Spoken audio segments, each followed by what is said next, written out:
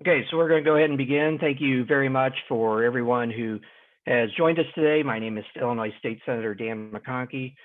This is our COVID-19 Small Business Assistance webinar to be able to walk through all of the various tools and things that exist both at the state and federal level in order to be able to help you during this unprecedented time that we have right now that's facing our state, both from a public health crisis that we have going on, as well as an economic crisis that is come as a result of that. We have a number of experts who have joined us on the call, and so I just really want to thank them for participating, give each of them a little bit to introduce themselves and talk about what it is that they do. First, I want to introduce Rob Carr, who is President and CEO of the Illinois Retail Merchants Association. Rob.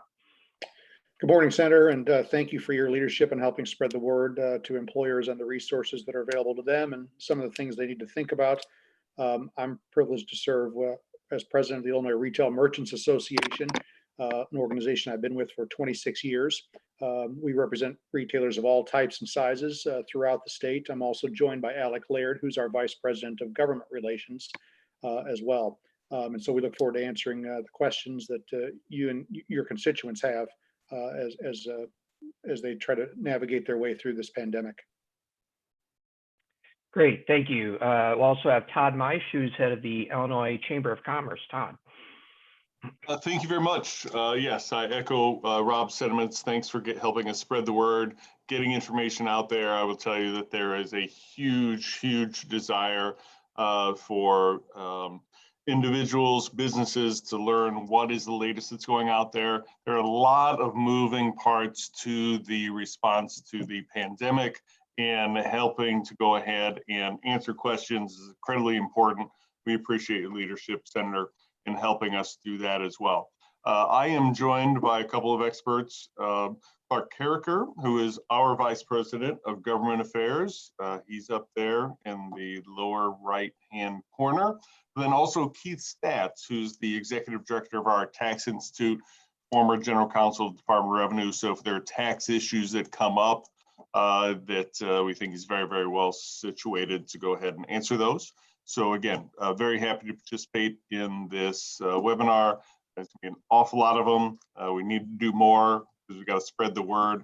But very much appreciate the opportunity to participate today. Thank you, Senator. Absolutely. And we also have Jay Shattuck. Jay, you want to introduce yourself? Can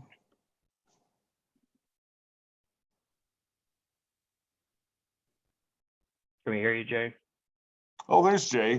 Jay, I didn't mean to diss you, but I didn't see it on my screen. So Jay Shattuck, who's heads up the Chamber's Employment Law Council, is also very well positioned to go ahead and answer those employment law questions.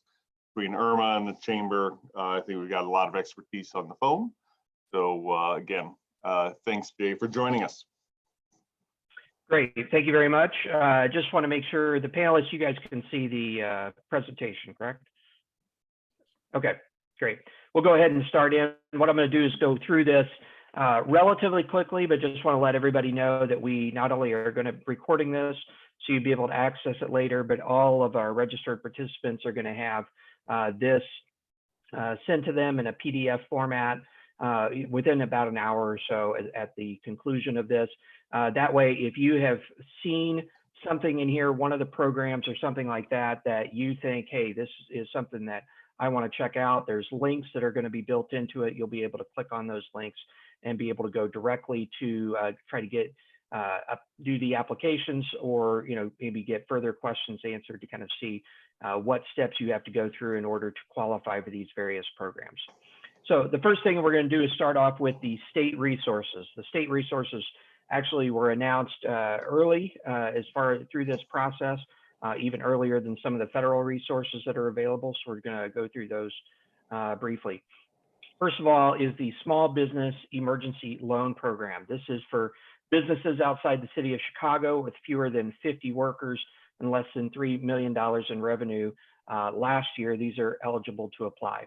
How much money is available? You can receive a low interest loan of up to $50,000 with a 5-year repayment period with no payments due for the first 6 months. These can be used to help support working capital. If at least 50% of your loan is applied toward payroll,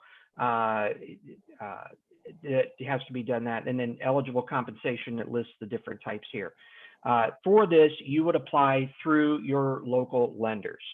So here's the link at the bottom. Again, when we send you this presentation afterward, you'll be able to click on that to be able to get more information. But I have talked to some businesses who have talked with some local lenders. Now, just to let you know, your particular bank may or may not be already ready to work on this. This is a number of things, there's a number of partnerships, both state and federal, that are working through local lenders, some of which your bigger lenders have been able to, they've had the infrastructure, they've been able to kind of ramp these up right away, whilst maybe perhaps some of the smaller lenders, smaller banks maybe didn't have that infrastructure and are still working on it. So just to make you aware of that.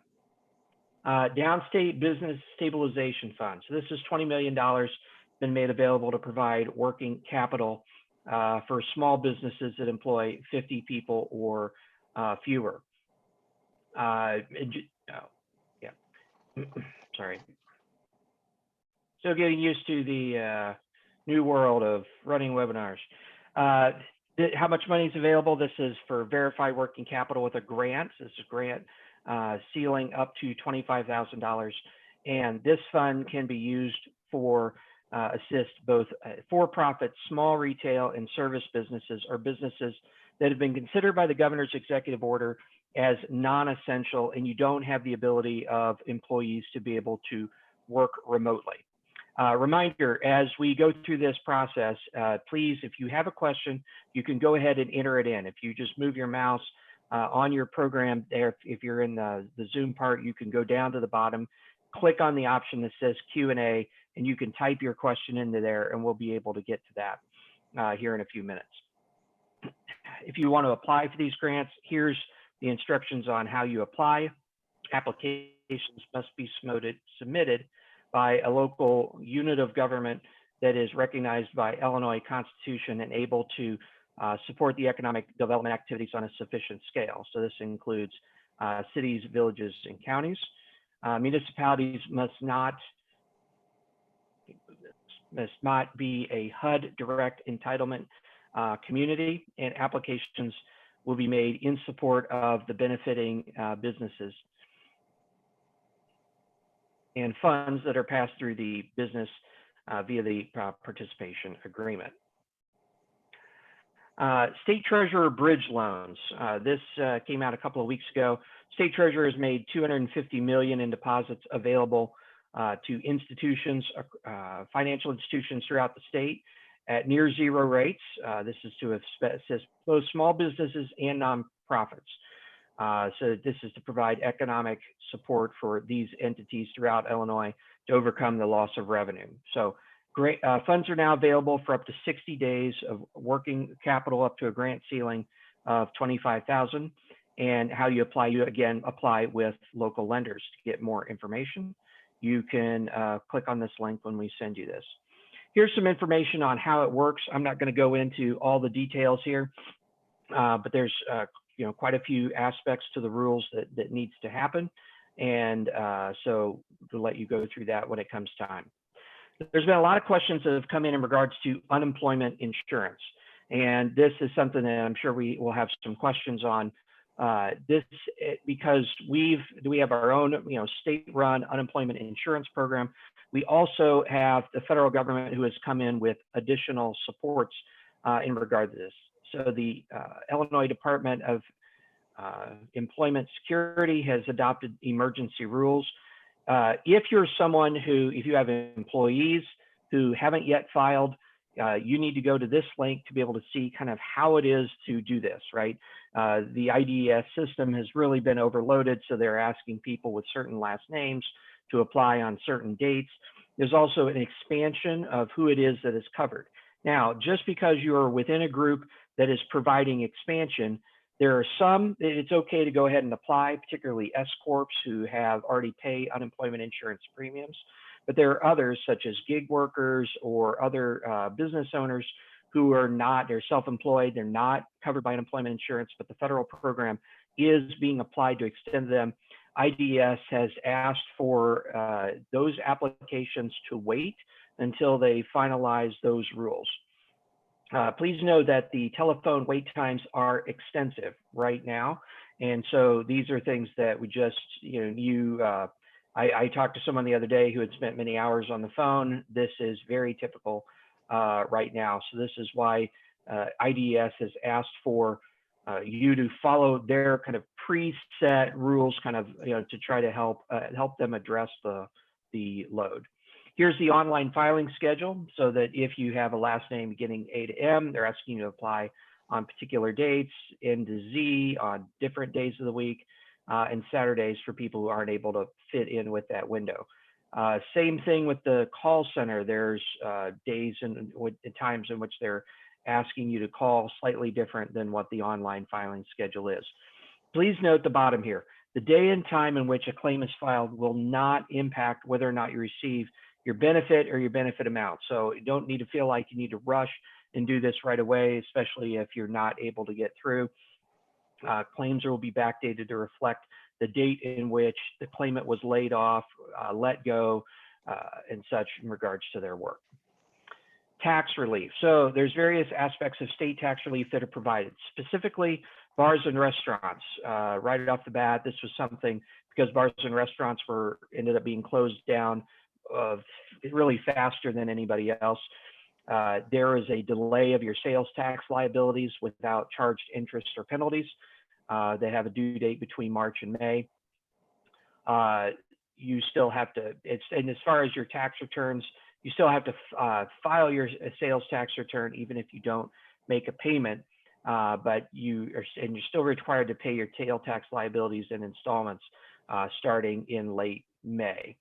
For individuals, we pushed the governor, and the governor did finally extend the income tax filing deadline from April 15th, July 15th to match the federal deadline. Now, just so that you're aware, for those of you that file estimated taxes, this delay does not apply to the estimated tax delay date. The federal government did delay estimated taxes as far as their payments, but the state did not. So if you owe estimated taxes, please know that as of this time, you still owe those estimated tax payments on April 15th.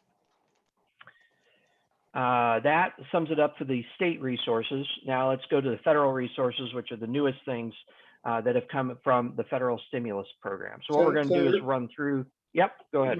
This is Rob Carr. Can I interject one thing on the sales tax? And Keith may want to chime in here. In terms of the estimated sales tax, there's two things. You estimate on the period last year, or because there are people with no income currently not making any sales, you estimate, and I forget the time frame, but it's on today's, it's on what your experience has recently been.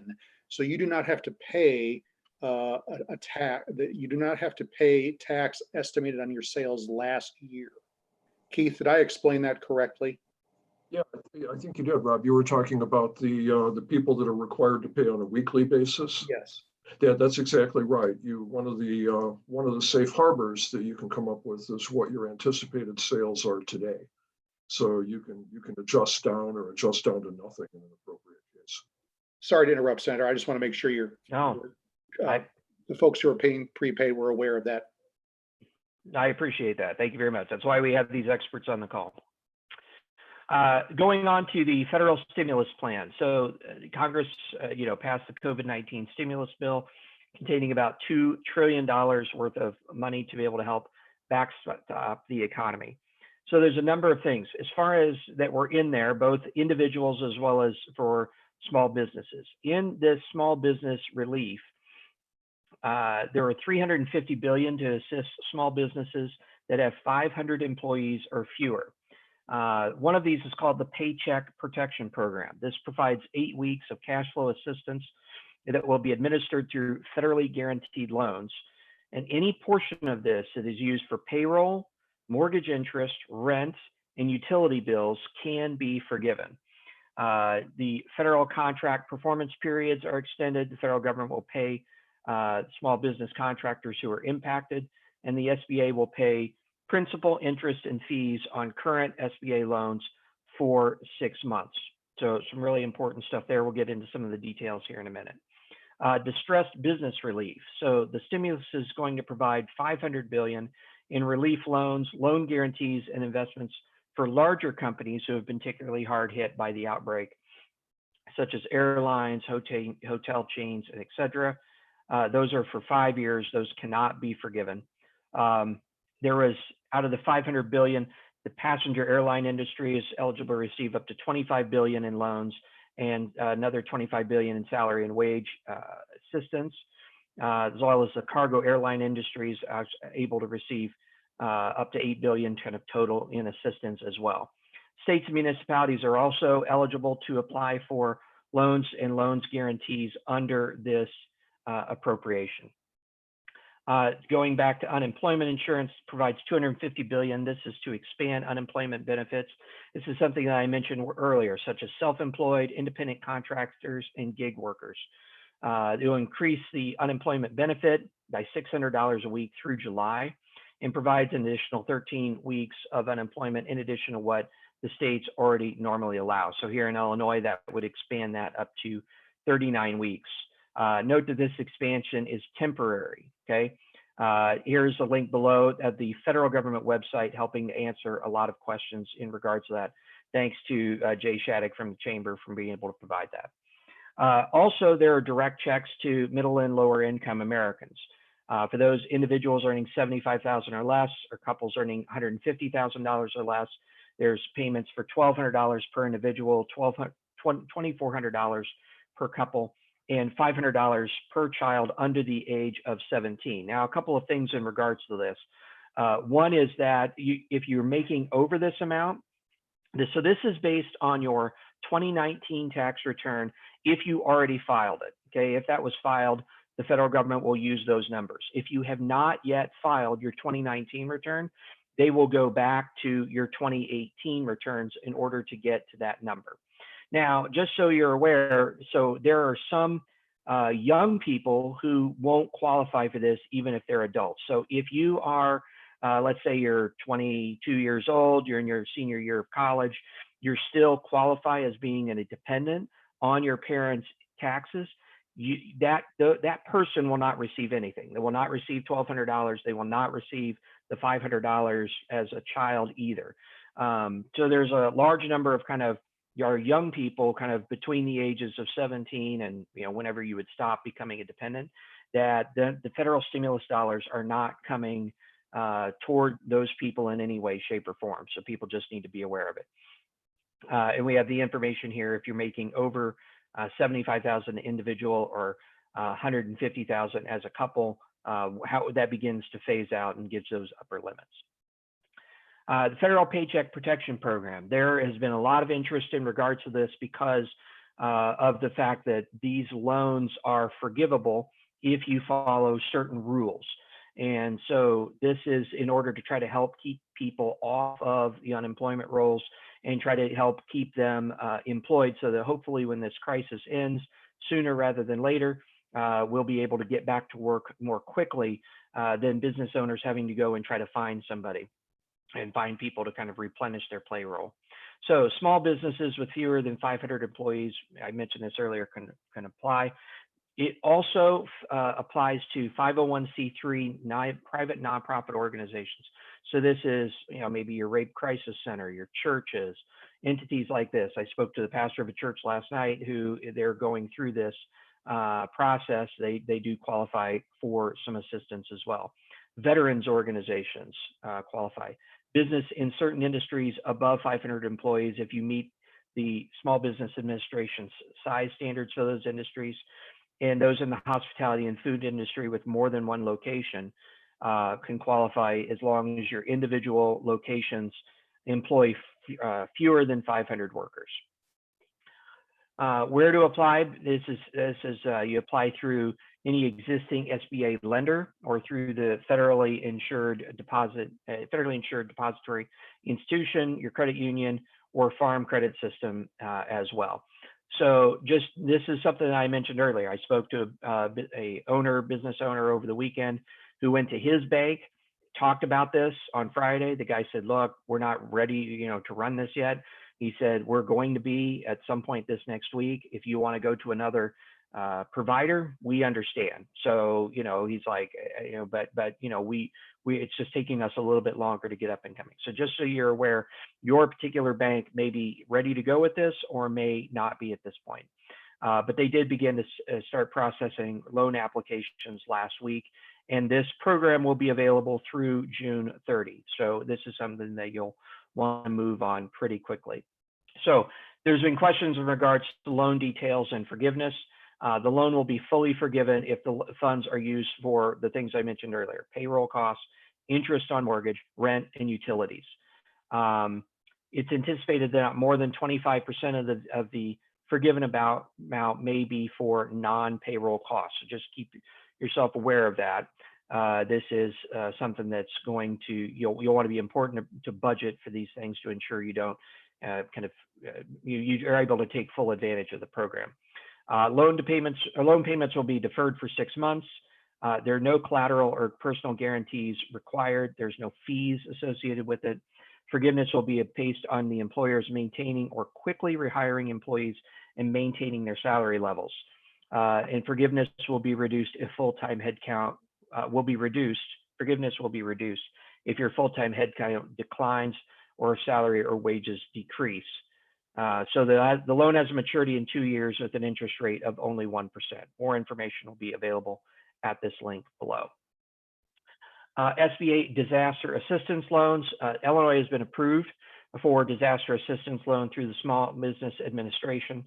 So some of these details: SBA injury disaster loans offer up to $2 million in assistance and can help you really to overcome a temporary loss of revenue. These loans can be used to pay fixed debts, payroll, accounts payable, and other bills that can't be repaid because of the disaster's impact. So there is interest rate on this, 3.75% on small businesses and 2.75% for nonprofits. There are long-term repayment options available to help keep your payments low to up to a maximum of 30 years. And those are determined on a case-by-case basis. And this is just one piece of kind of the overall response. So you're going to need to look at through the various options. Again, here's going to be a link where you're going to be able to go to kind of help figure out which programs do you want this to apply for this program, for others, multiple ones.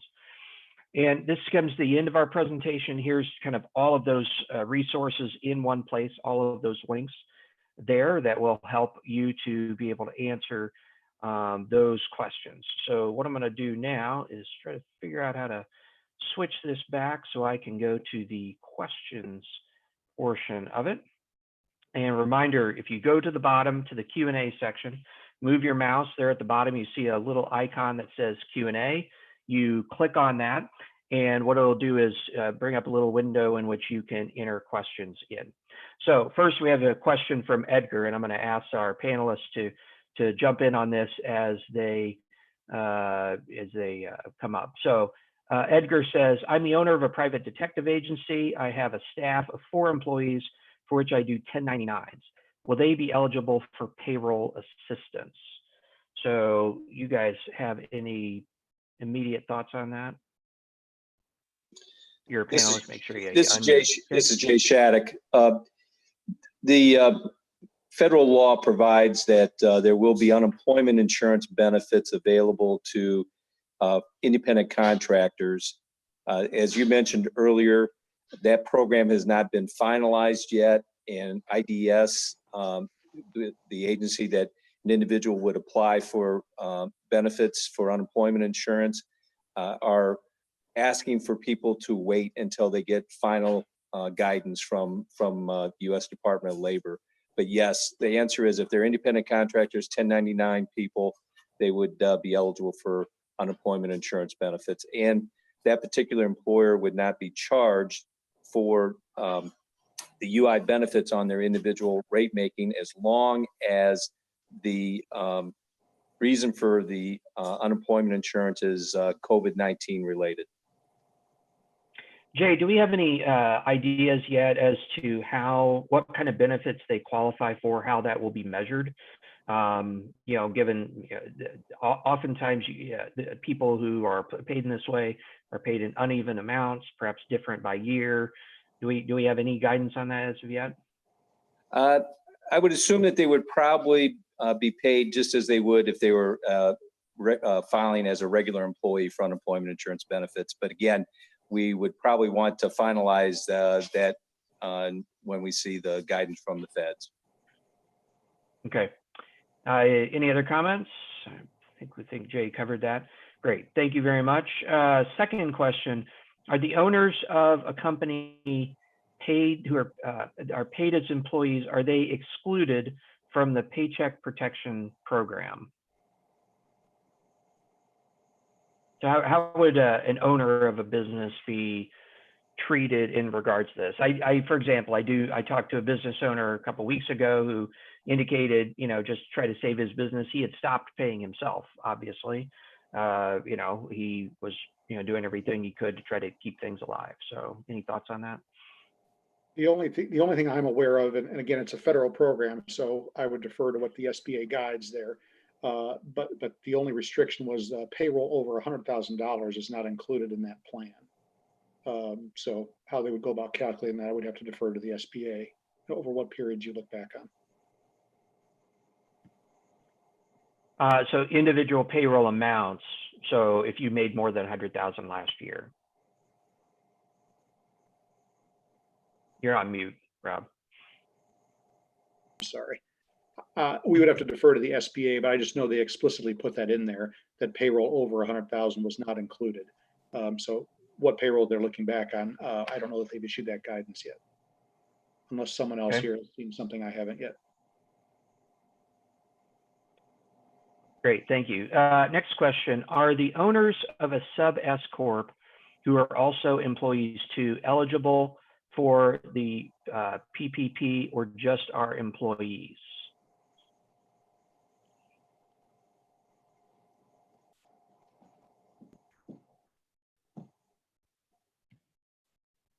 Unfortunately, Senator, I think they're going to have to check with the SBA on that because it's a federal program. Okay. Next question. I am a small LLC with no W-2, only 1099, and I'm interested in the businesses that apply to that scenario.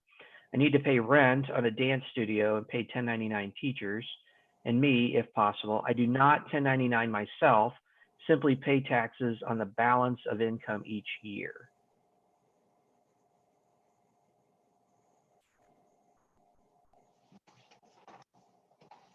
Again, I think they would be eligible for unemployment insurance benefits under the federal program.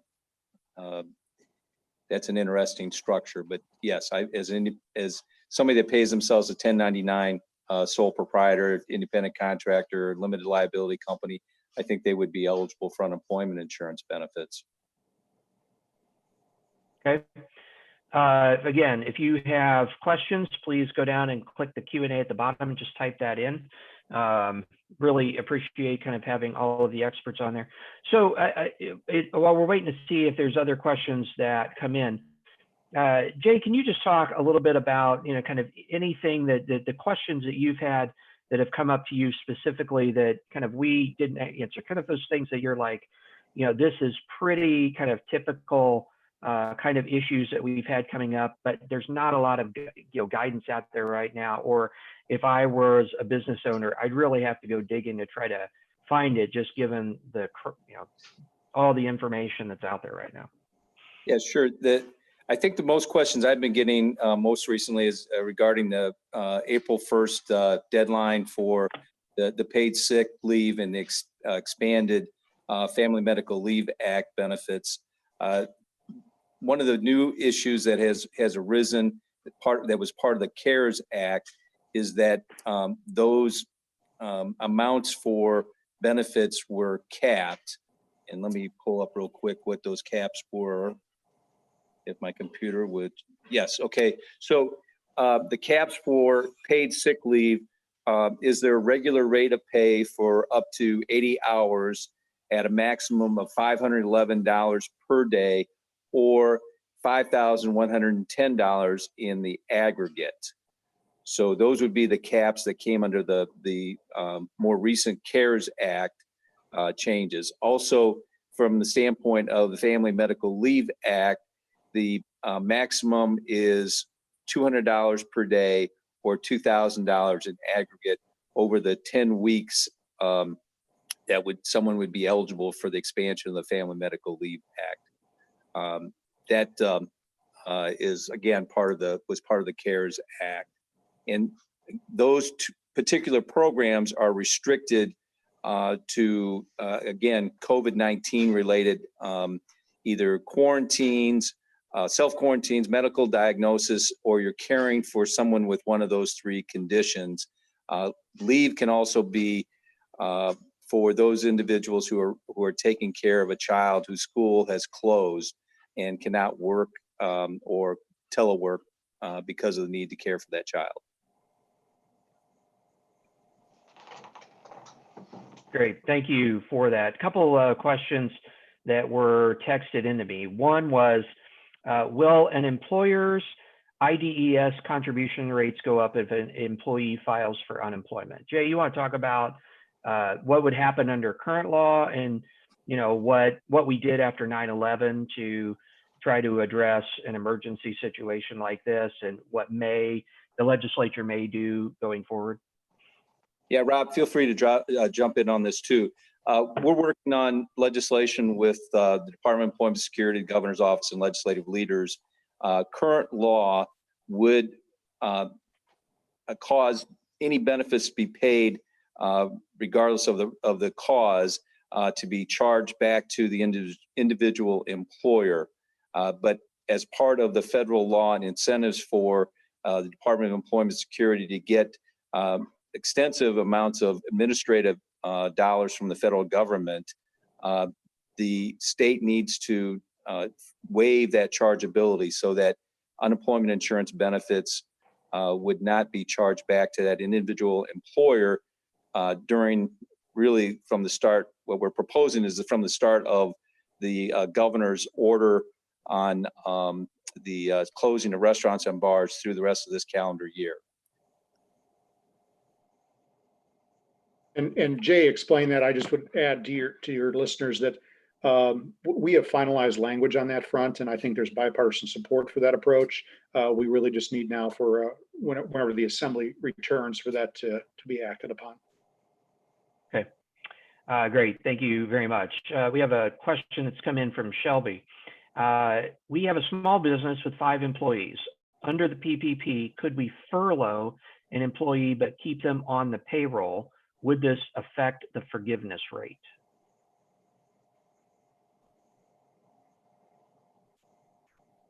So you have to maintain 80% of your payroll, Senator, in order to be eligible for forgiveness. I think there's pretty wide variance for how businesses can do that, but they have to maintain 80% of their payroll in order to get a grant. So how does that, do we have any thought on how does that work? So for example, you have somebody who they're an employer, they're considered a non-essential business. Under this, would we then really be paying them to not work? In those situations where they are a non-essential business, but they can't remote work. What are we kind of looking at in regards to that? And then what happens about if we maybe have people who get sick? My dad's company had somebody at not his plant, but another plant who ended up, coming down with COVID-19. They ended up furloughing everybody for a period of time while they did disinfecting and stuff like that. So in these types of scenarios, do you have any comments on kind of how a business would try to structure this, given the fact that either if they're non-essential and have people who are trying to work and they aren't able to, like a salon, for example, right? Someone who is cutting hair, how would that kind of functionally work?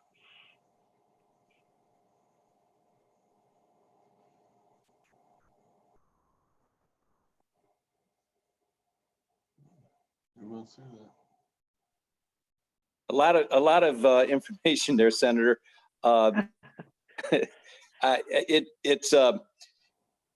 I think what you want to do is make sure that you're taking advantage of the programs. For instance, on the paid sick leave, if somebody, if you're quarantining your workers because somebody appeared at work and was diagnosed or had tested positive for the virus, you're going to get 100% of the benefit amount returned to you by the federal government through the tax withholding, income tax withholding. So I think you want to, as an employer in those kinds of situations, you want to take as much safety-oriented approach to things as you can. Also, you want to take, in terms of the CDC recommendations for social distancing and maintaining a workplace that is going to be virus free to the extent that you can clean it and so forth. Those are the kinds of things that I'm suggesting and recommending to employers to do if they have situations where somebody has tested positive, that they're making sure that their workplace is safe for their workers. Can you then comment on, related to this, let's say I'm a non-essential business, a salon, right? 2 weeks ago, furloughed all my staff, stopped paying them. They were hourly based people. And then we turned around and now this program comes up. Do I then I apply, I get approved, I then rehire them within a period of time? And even though I'm not essential and can't operate, I'm still paying them a salary as if they're working. Is that how that would work? That would be my understanding, yes. Okay. All right. A couple other questions to come in.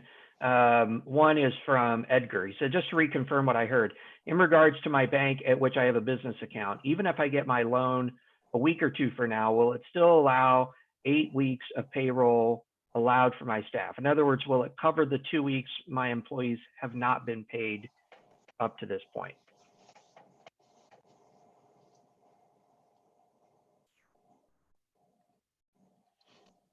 Which program? Yes, it should go back. Okay. All right. One was, I don't know who this is from, but what's the maximum loan amount that is eligible to be forgiven? Do we know that amount? It's $10 million is the maximum Oh, amount. wow. But it's Per employer. per employer. And what you can get is payroll cost, interest on mortgage, so not the actual full mortgage, but the interest on the mortgage, rent, lease, rent on a leasing agreement, payments on utilities, which is electric, gas, water, transportation, telephone, or internet, and then some additional wages if you have tipped employees. That's the But those portion other eligible to be forgiven. expenses, those other expenses can't be more than 25% of the total, correct? Correct. All right, great, thanks. Another one in regards to PPP. All banks did not open their PPP online portals on Friday, April 3rd. Please advise on whether we wait until our bank opens their portal or go with any bank to make sure that our application is reviewed in a timely manner. Is there a timeliness issue on this other than you just knowing kind of how you need to act? And then is there maybe any logistical issues that if I have all my accounts at bank A, but I go get my PPP loan through bank B, that I need to be kind of cognizant of? There is one thing to be aware of.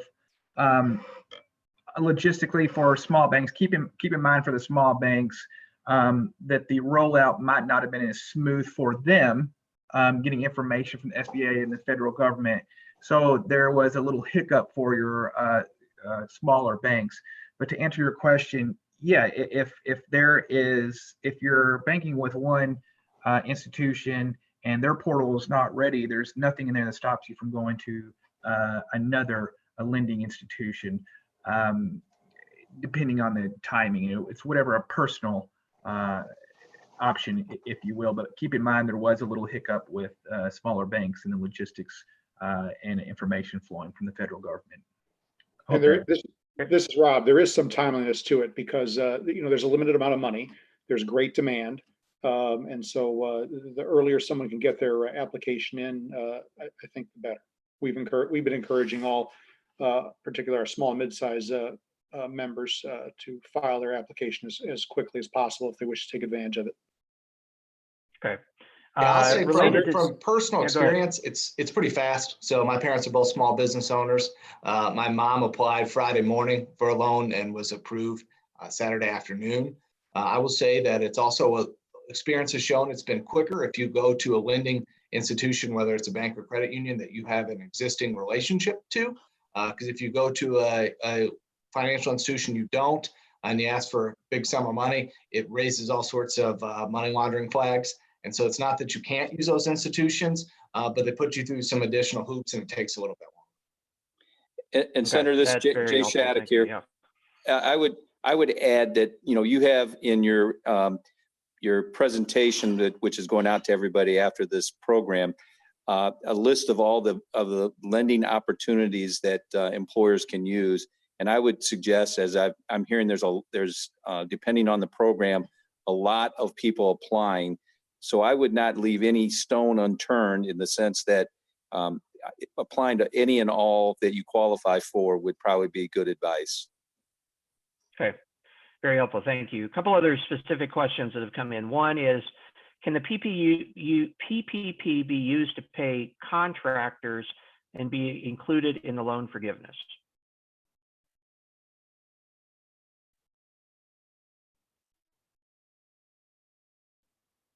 I am seeing a shaking of head. No. We don't know. We don't know the answer to that. We don't know. All right.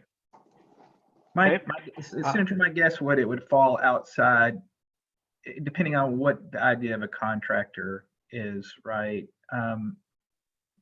Independent contractor maybe, but if you're paying the contract for depending on what it is, it's a gray area. So that's something that may be checked into, quite honestly. Okay. Something we can get back to you about. This is related to this. This is back to the private detective agency example that 1099s as employees. Will it be eligible for forgivable payroll protection loan, or will they only be eligible for unemployment benefits?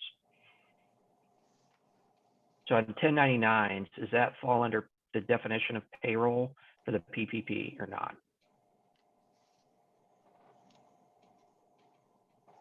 I mean, that again, that's a little bit of a trickier area in the sense that they're not truly employees. If they're independent contractors, they're not technically on the payroll.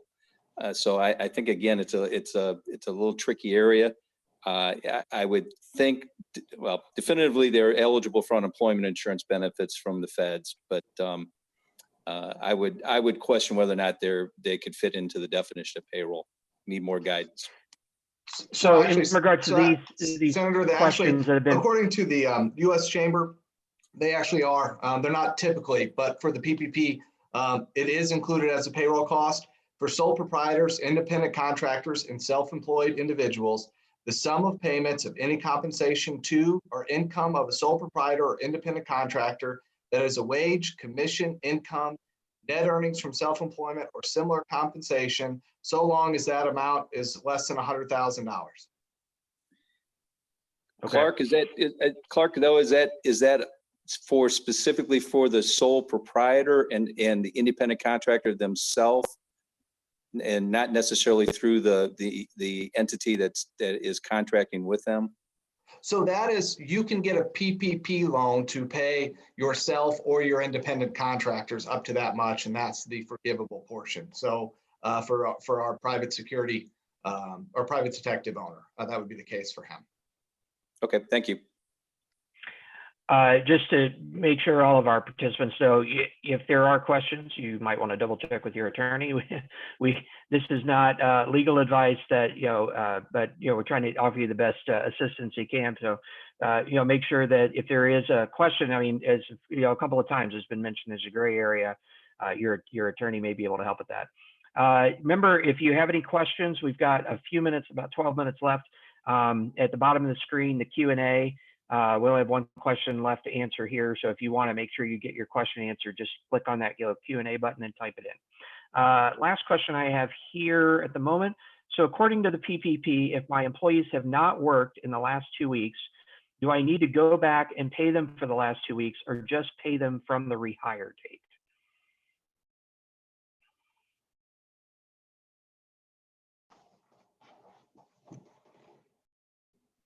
Do we know that?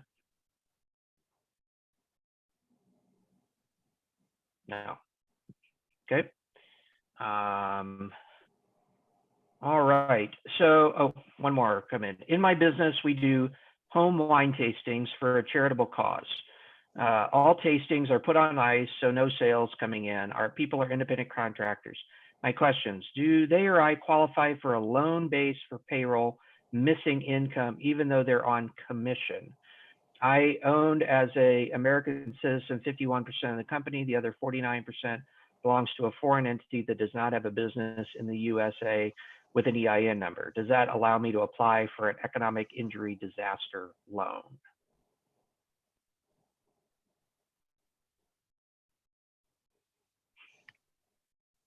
This is Rob. That sounds very complicated. I would encourage someone to consult with a tax attorney on that one.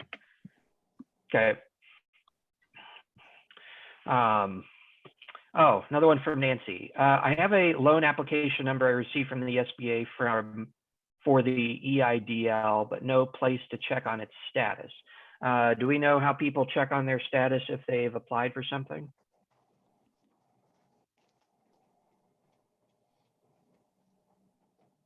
I would go to the financial institution which you applied. They're typically the ones who keep you apprised of your status. Okay. One more. Angela says, who applies for the loan, the 1099 contractor or the entity hiring the 1099 contractor?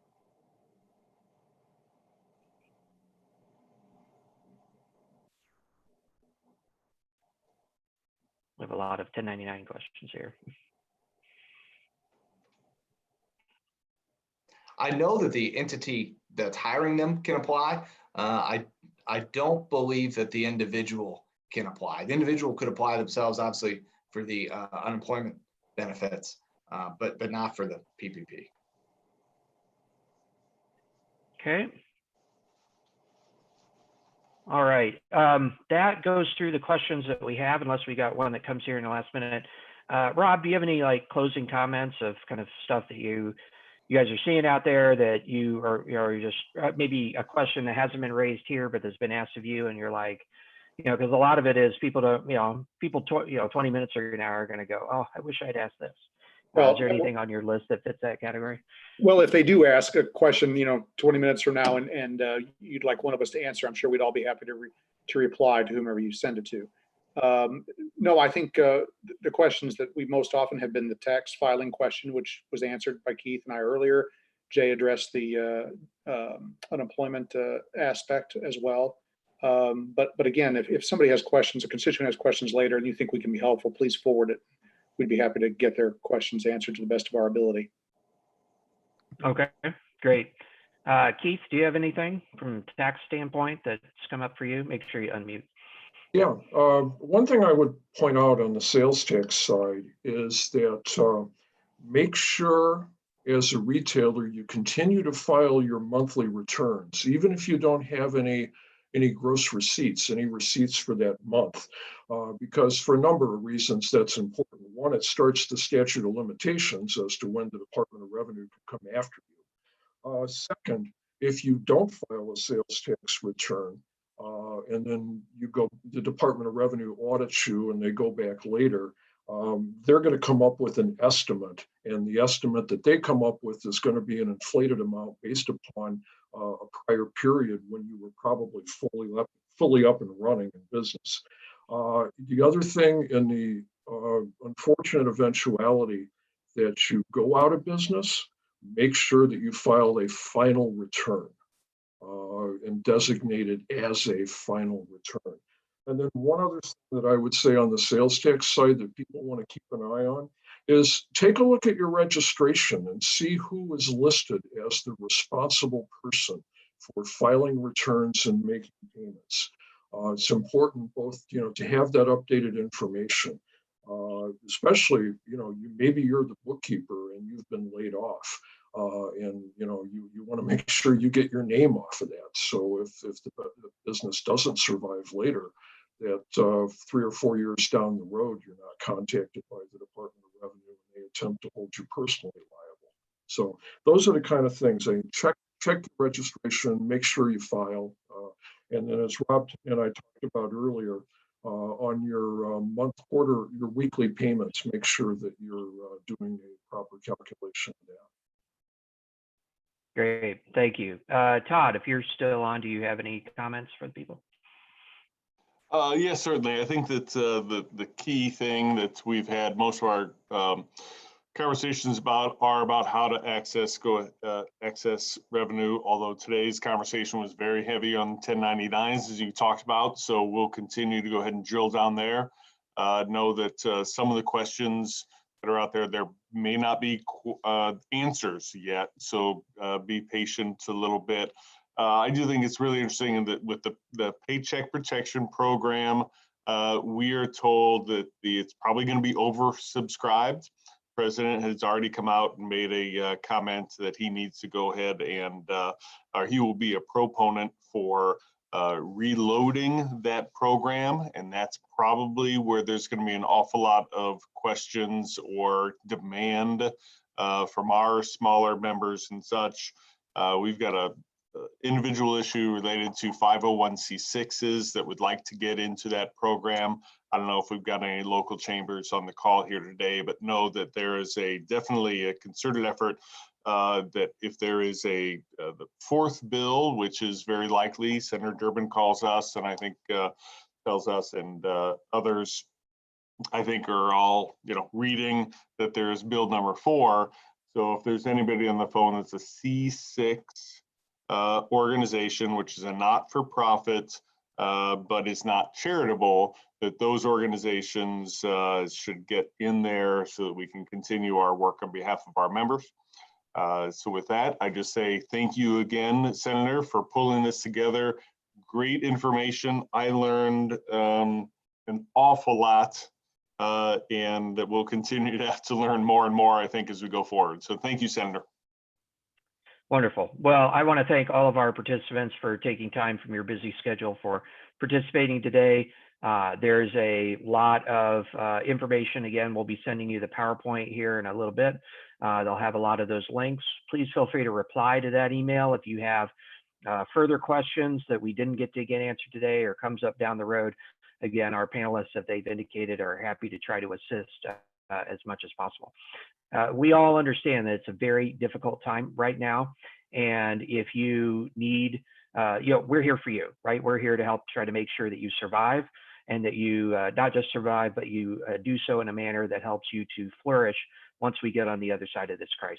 So again, thank you very much for participating. There will be a recording of this presentation that's made that we'll be putting online. We will send that out to you as well, so that feel free to forward that to any other business owners or individuals who you think might benefit from it.